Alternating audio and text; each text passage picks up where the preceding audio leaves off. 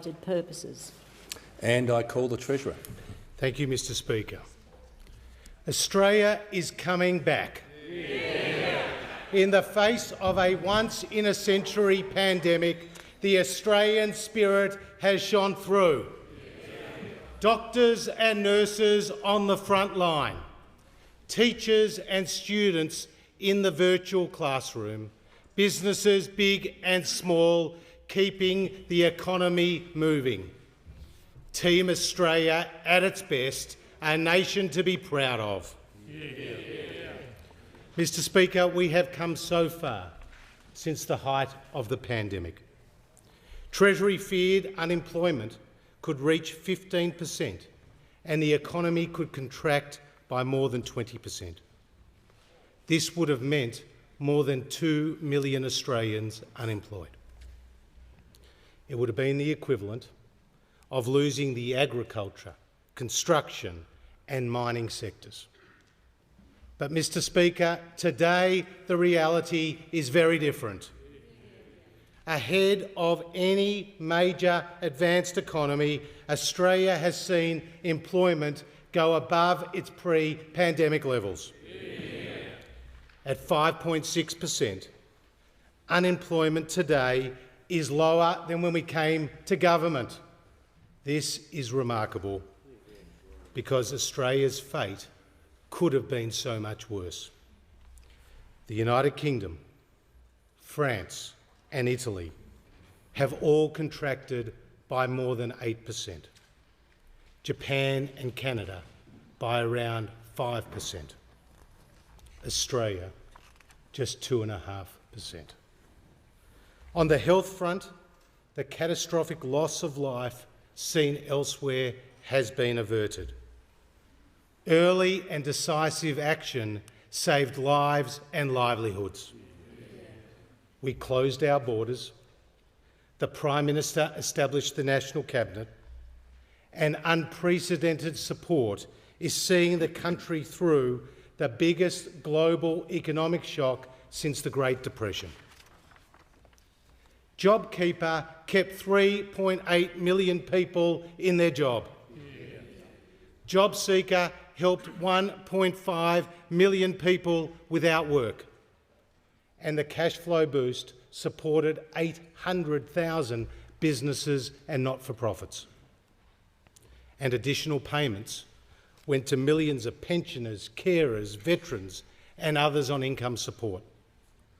All made possible because we entered this crisis from a position of economic strength. But, Mr Speaker, it has come at a significant and unavoidable cost. The COVID-19 recession will see our deficit reach $161 billion this year, falling to $57 billion in 2024-25. With more Australians back at work, this year's deficit is $52.7 billion lower than it was expected just over 6 months ago in last year's budget. Net debt will increase to $617.5 billion, or 30% of GDP this year, and peak at $980.6 billion, or 40.9% of GDP in June 2025. This is low by international standards. As a share of the economy, net debt is around half of that in the United Kingdom and the United States, and less than a third of that in Japan. We are better placed than nearly any other country in the world to meet the economic challenges that lie ahead. Consumer sentiment is at its highest in 11 years. Business conditions reached record highs, and more Australians are in work than ever before. Yeah. Our plan is working. Australia's economic engine is roaring back to life. Since the last budget, almost 500,000 jobs have been created. Tonight, I outline the Morrison government's plan to secure Australia's economic recovery and build for the future. a plan that continues to protect Australians from COVID, a plan that creates more jobs, a plan that guarantees the essential services, and a plan that builds a more resilient and secure Australia. It is a plan that is guided by our enduring values: reward for effort, the power of persuasion and aspiration and enterprise, upholding personal responsibility, and always providing a helping hand to those who need it. This is what the Coalition stands for. Mr. Speaker, our first priority is to keep Australians safe from COVID. In this budget, a further $1.9 billion is allocated for the rollout of vaccines. Australians have already received over 2.5 million doses. This budget provides another $1.5 billion for COVID-related health services, including for testing and tracing, respiratory clinics and telehealth. In total, the Morrison government has committed $20 billion to the vaccine rollout and to strengthen our health system in the face of COVID-19. Mr. Speaker, Australia's economic recovery is now well underway, and we must keep the momentum going. In last year's budget, we promised hard-working Australians tax cuts, and we delivered. We promised the largest set of investment incentives, and we delivered. We promised more jobs, and we delivered. And this was done without undermining the structural integrity of the budget. But, Mr. Speaker, this pandemic is not over, and for as long as the virus persists, so will we. So tonight, we go further, announcing that over 10 million low and middle income earners will benefit from a new and additional tax cut. A stimulus measure that will support the recovery and build on tax cuts that we announced in last year's budget and budgets before that. Low and middle income earners will receive up to $1,080 for individuals or $2,160 for couples. More of their money in their pockets to spend across the economy, creating jobs. Under the Coalition, taxes will always be lower and hard-working Australian families will always be better off. Mr. Speaker, 8 out of 10 jobs are in the private sector. A sustainable recovery requires a strong private sector. Our record investment incentives are filling the order books of the nation. Over 99% of businesses employing over 11 million workers can write off the full value of any eligible asset that they purchase. This has seen their spending on machinery and equipment increase at the fastest rate in nearly 7 years.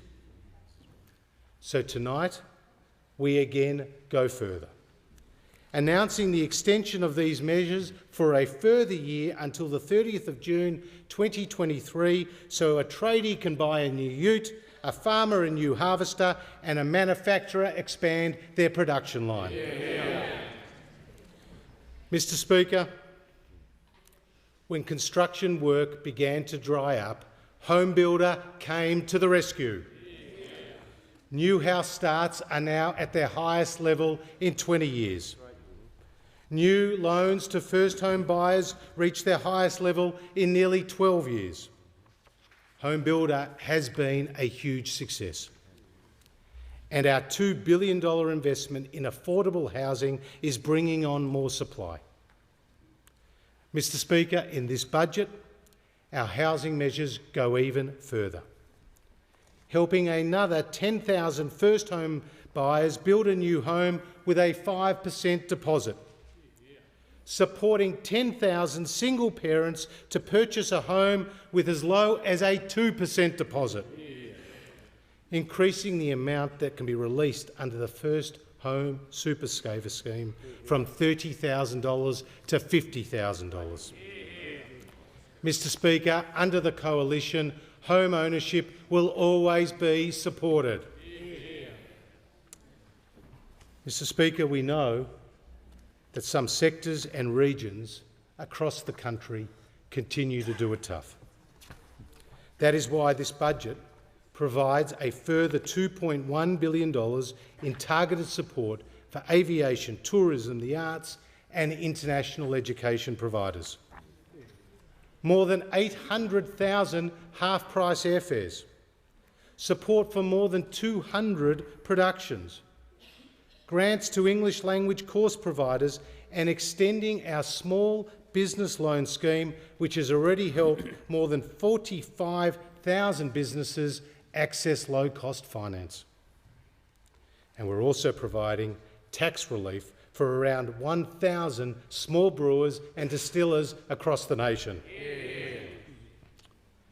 Mr Speaker, small and family businesses are the engine room of our economy. They are at the heart of every local community. As they strive to recover, we need the tax system to work for them, not against them. So tonight we provide small business with peace of mind that an independent umpire will stand between them and the tax office when it comes to debt recovery actions. We will take these disputes out of the courts and let small business get on with what they do best. Under the Coalition, small business will always be stronger. Mr Speaker, we need to equip Australians with the skills that they need to get a job today and tomorrow. In this budget, we double our commitment to the Job Trainer Fund, supporting a total of more than 450,000 new training places to upskill job seekers and young people. At a cost of $2.7 billion, we will create 170,000 new apprenticeships and traineeships. Building on the 100,000 new apprentices we have already helped into a job in the first stage of the program. We will help more women break into non-traditional trades with training support for 5,000 places. And will provide 2,700 places in Indigenous girls' academies to help them finish school and enter the workforce. And more STEM scholarships for women in partnership with industry. Tonight, we are also providing another 5,000 places in higher education short courses and better matching job seekers to jobs. We will invest in modernising employment services, including specialist assistance for young and Indigenous Australians. Importantly, for those who find themselves without work, the government has strengthened the safety net, increasing the job seeker payment while enhancing mutual obligations. Mr Speaker, childcare is an important driver of higher workforce participation and women's economic security. In this budget, we are making a further and targeted $1.7 billion investment in childcare. This will increase the affordability of childcare for low and middle income families. 250,000 families will be better off by an average of $2,200 a year, giving more parents, especially women, the choice to take on extra work. Mr Speaker, our economic plan capitalises on the opportunities that will exist on the other side of this crisis.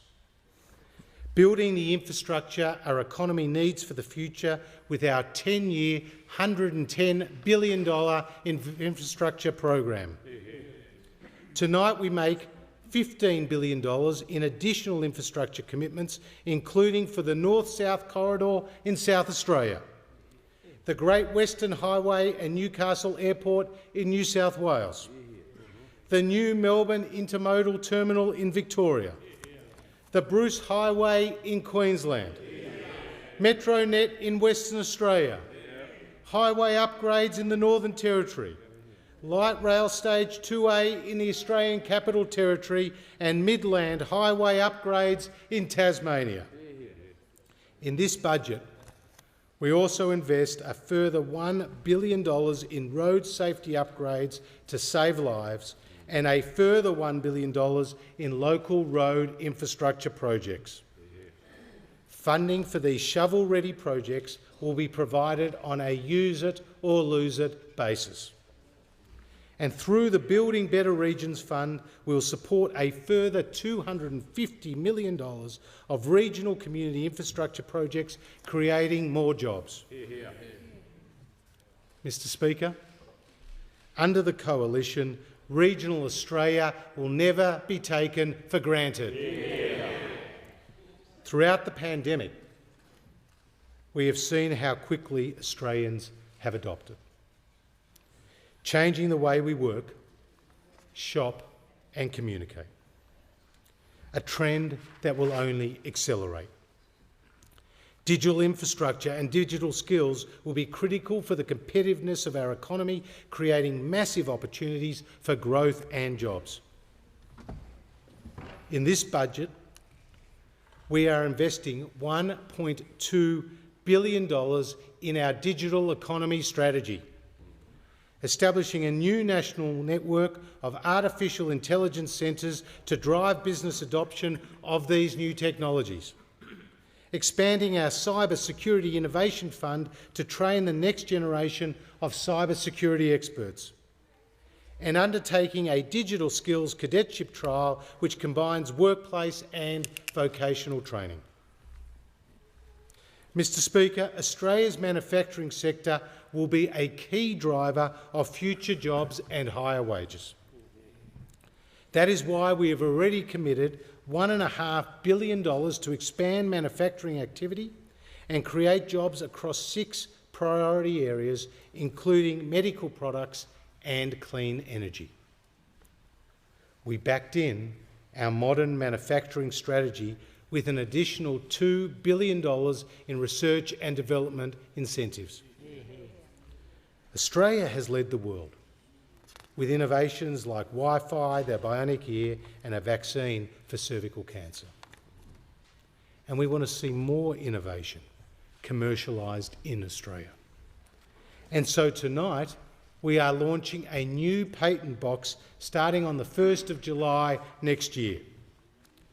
Under the patent box, income earned from new patents that have been developed in Australia will be taxed at a concessional 17% rate, almost half the rate that applies to large companies. The patent box will apply to the medical and biotech sectors, and we will consult on expanding it to the clean energy sector.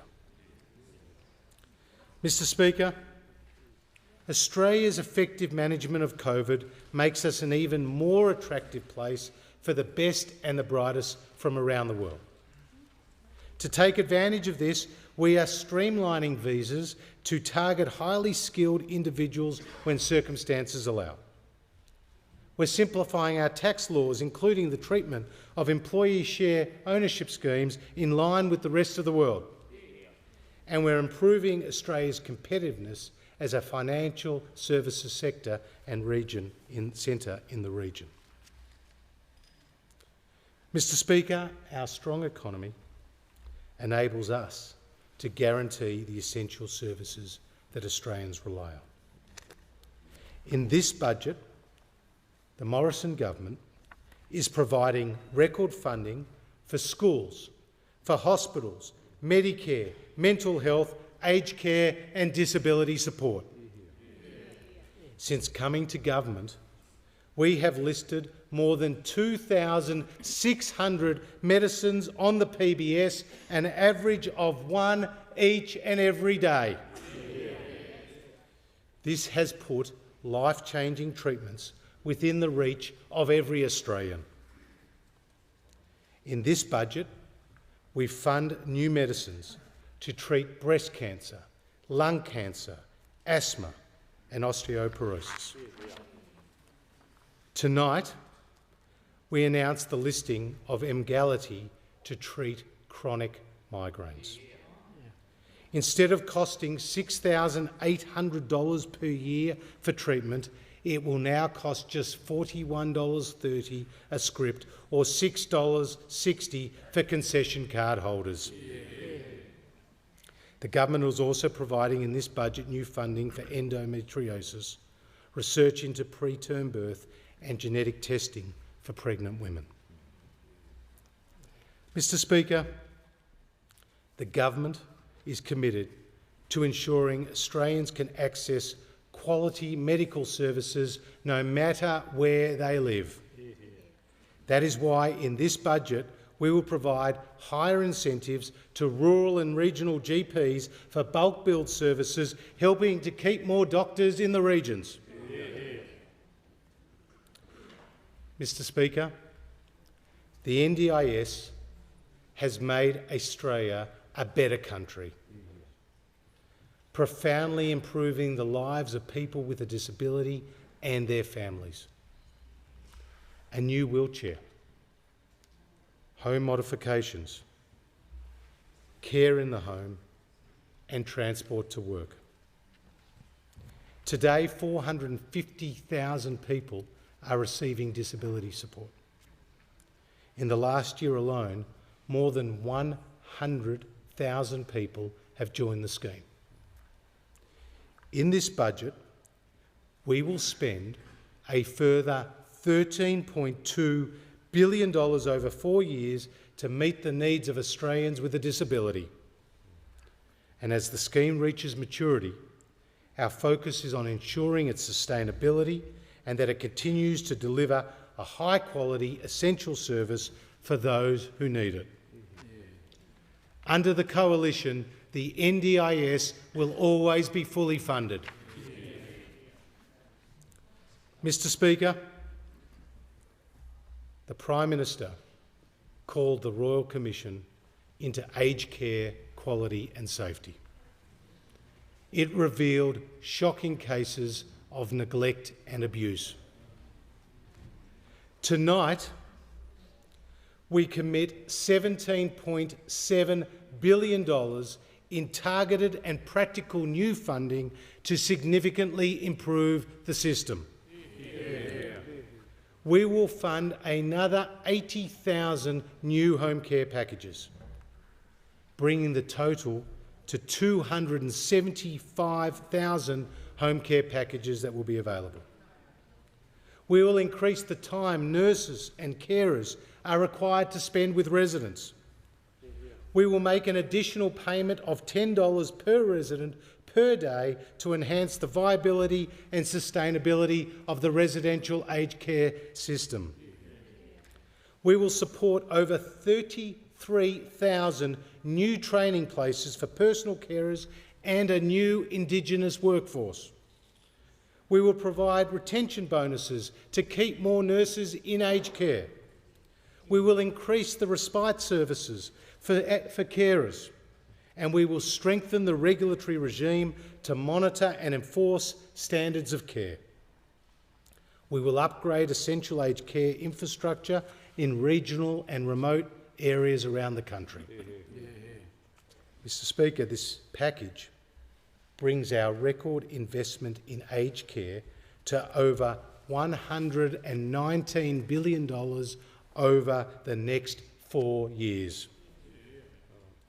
We are committed to restoring trust in the system and allowing Australians to age with dignity and respect.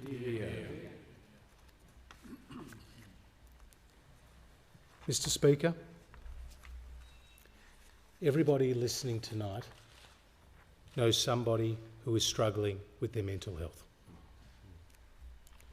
Suicide is the leading cause of death in Australia for those aged 18 to 44. Tragically, over 65,000 of our fellow Australians attempt to take their own life each year. These are not just statistics on a page. These are our family, these are our friends, these are our colleagues. In every budget, we have committed more resources to frontline services. Beyond Blue, Lifeline, Kids Helpline. Tonight, we extend our support with a $2.3 billion commitment to mental health and suicide prevention. Yeah. More Headspace centres to support more young Australians. Expanding this model to those aged over 25 with a new Head to Health national network of 40 centres. Increased funding for the treatment of people with eating disorders.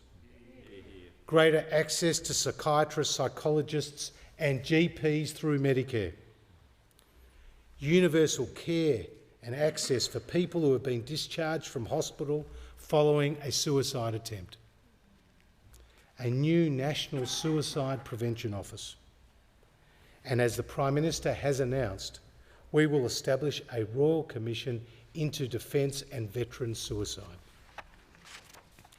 Mr Speaker, we have nearly doubled spending on mental health since we came to government.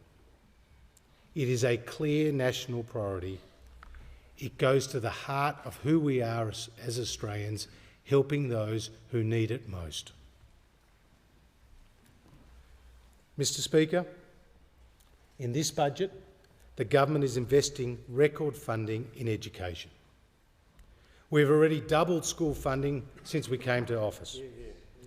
Our focus is on lifting student outcomes and better equipping teachers. Mr Speaker, tonight we also commit $2 billion to fund preschools with reforms to improve participation. Preschool is a vital time in a child's development and prepares them for the educational journey ahead. In this budget, we're also providing more than $19 billion in funding for our universities in 2021-22. And as a result of decisions made during this pandemic, this year there are 30,000 more places at Australian universities. Mr Speaker, all Australians have the right to be safe. The reality is that for too many women, this is not their experience. 1 in 4 women experience violence from a current or a former partner. This must stop, and we must do all we can to end all forms of violence against women and children. Yeah. Since we came to government, we have invested more than $1 billion to keep women and children safe. And tonight we invest a further $1.1 billion in women's safety. Yeah. Delivering more emergency accommodation, more legal assistance, more counselling, more financial support, including cash payments for those escaping abusive relationships, more targeted services for Indigenous, migrant and refugee women and women with a disability. We will improve the family law system to better protect children, give victims of domestic violence greater access to justice and reduce the time spent in court. Mr Speaker, sexual harassment is unacceptable in any context.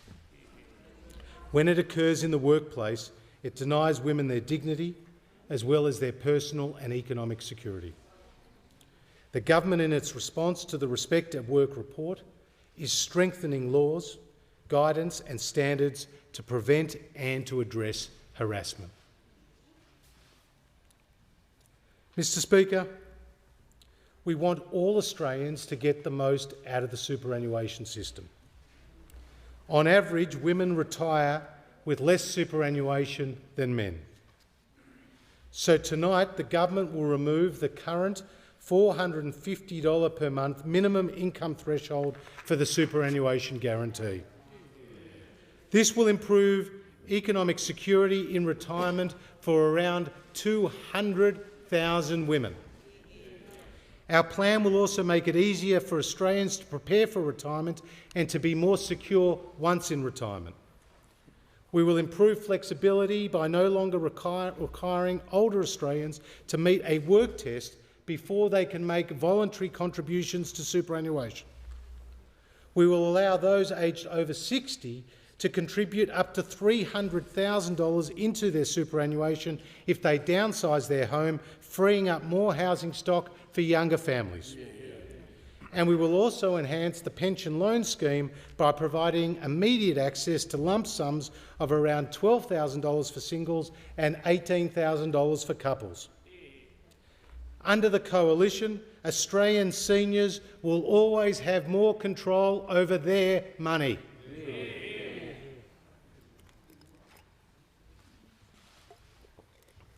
Mr. Speaker, COVID has not been the only challenge Australia has faced. Droughts, bushfires, cyclones and flood. This budget provides more resources to help Australians prepare, respond and recover from these natural disasters. A new National Recovery and Resilience Agency to lead our response to natural disasters. A $10 billion government guarantee to make insurance more affordable in Northern Australia. Funding from our $3.5 billion National Water Grid Fund to make regional Australia more resilient to drought, building dams and irrigation projects. More than $600 million for community and household projects to mitigate the impact of natural disasters. And $170 million to strengthen internet and mobile coverage in regional Australia, particularly in bushfire-prone areas. Mr. Speaker, Australia's biosecurity system protects more than $50 billion in agricultural exports and 1.6 million jobs from threats like African swine fever. This budget will strengthen border screening controls and improve our ability to fight an outbreak. Mr. Speaker, a resilient Australia requires diverse and reliable supply chains. That is why we are providing additional support for Australian manufacturers of critical products and more funding to help small businesses and farmers expand and diversify their export markets.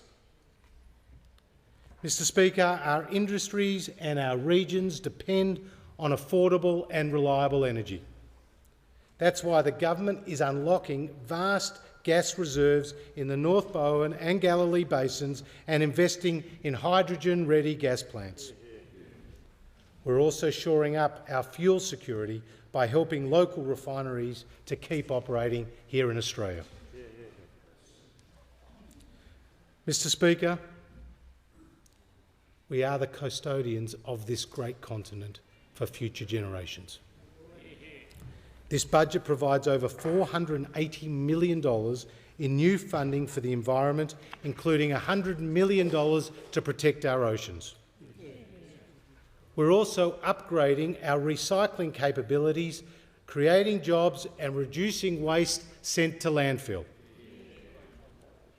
Australia is playing its part on climate change too, having met our 2020 commitments and on track to meet and beat our 2030 target.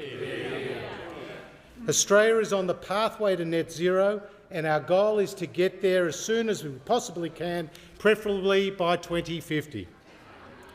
We will do this with a practical, technology-focused approach. Technology, not taxes, Mr. Speaker.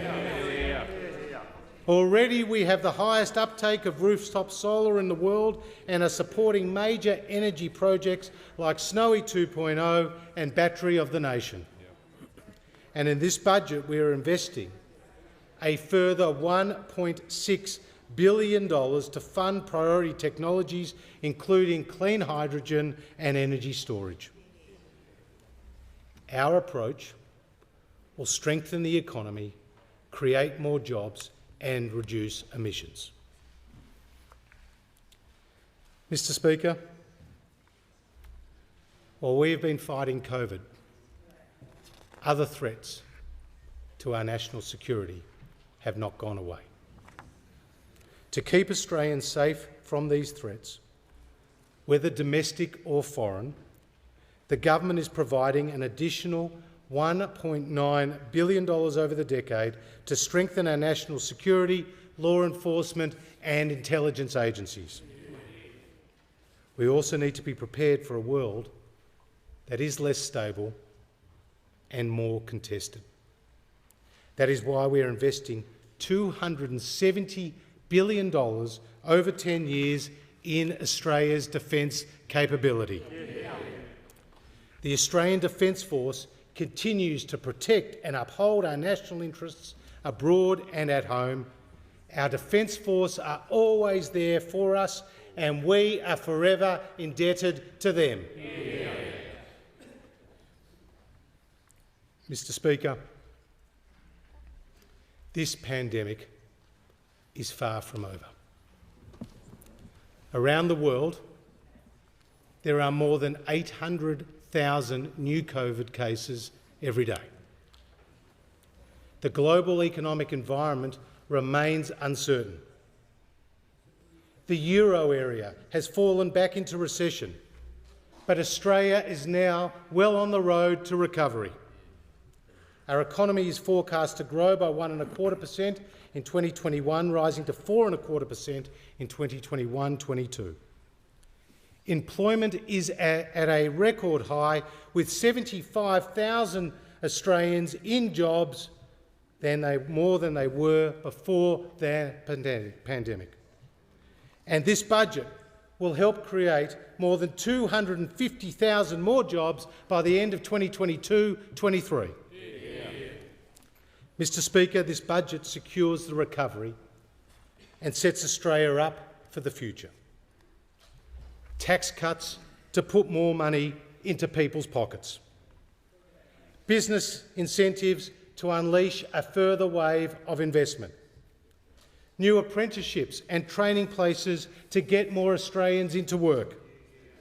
A $110 billion infrastructure pipeline to build our nation's future. And record funding to guarantee the essential services Australians rely on. Mr. Speaker, the jobs are coming back, the economy is coming back, Australia is coming back, and this budget will ensure we come back even stronger and ensure that we secure Australia's economic recovery. I commend the budget to the House.